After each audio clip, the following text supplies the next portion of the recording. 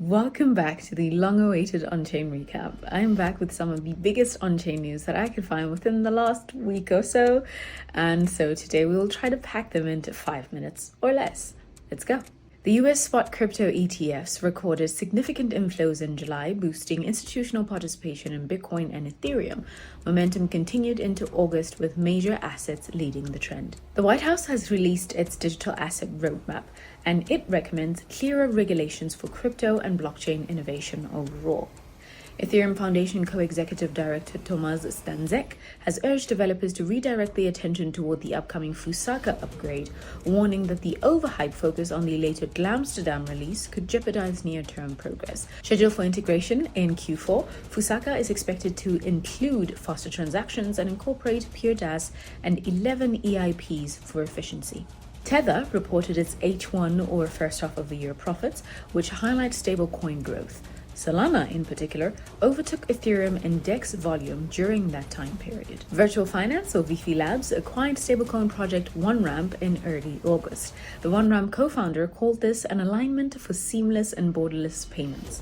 Hodl, which is one of the OGs of Web3 and crypto summits, hosted a landmark blockchain roadshow in Dubai and Riyadh as part of their effort to unite the ever-growing Web3 communities across the Middle East.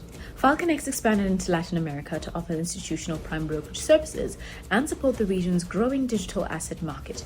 This expansion includes partnerships with major financial institutions like BTG Pactual and Mercado Bitcoin, providing them with FalconX's global liquidity, capital efficiency tools, and execution infrastructure. Tether has acquired a minority stake in Bit2Me, the leading digital asset platform in the Spanish-speaking market, leading a €30 million funding round for Bit2Me. This marks another win for the project, which recently became the first Spanish-speaking exchange to receive authorization from Spain's CNMV as a crypto asset service provider, or CASP, under the European Union's Markets in Crypto Assets Regulation, or MiCA.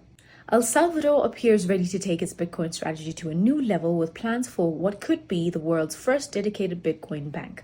On August the 8th, the country's official Bitcoin office teased the development in a brief but bold post on X, stating, and I quote, "Bitcoin banks are coming to the Bitcoin country," end quote. Brazil's House of Representatives will hold a hearing on August the 20th to discuss a bill proposing the creation of a national Bitcoin reserve. According to the House website, at least 6 institutions are slated to participate, including the Central Bank of Brazil, the Ministry of Finance, a crypto advocacy association, and representatives from fintech companies and the banking sector. The 8th edition of Crypto Latin Fest will take place on August the 21st and 22nd of 2025 in Medellin, Colombia.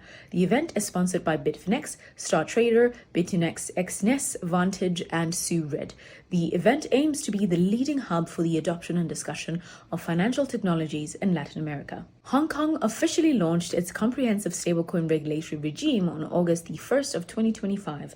This landmark legislation creates licensing and regulatory requirements for domestic stablecoin issuers administered by the Hong Kong Monetary Authority, or the HKMA. Animoca Brands and Standard Chartered, along with HKT, are advancing their joint venture Anchor Point Financial Limited by applying for a stablecoin issuer license in Hong Kong. This move aims to leverage the expertise of all 3 companies to create a stablecoin framework compliant with local regulations. Still in Hong Kong, Futu Securities, Hong Kong's largest online broker, has launched retail cryptocurrency trading for its 22 million users. This allows Hong Kong residents to trade Bitcoin and Ethereum using Hong Kong or US dollars directly on Futu's platform. Binance has stepped in with emergency relief for Taiwan flood victims in response to the devastating floods that hit southern Taiwan. Binance Charity has announced an emergency airdrop of up to $1.2 million in BNB to support the affected residents. CreditX recovered $4.5 million from a prior hack after an agreement with the exploiter on August the 5th. They promised refunds to affected users will be made within 48 hours. However, they have since deleted their X account, sparking speculations that the $4.5 million was in fact an inside job or a deliberate rug pull. That is all I have time for today on the 8th of August 2025. I would like to close this one off a little bit different by saying the age of centralized intelligence is ending. Make of that what you will. Hopefully I'll see you again soon. Until then, it's Purple, signing out.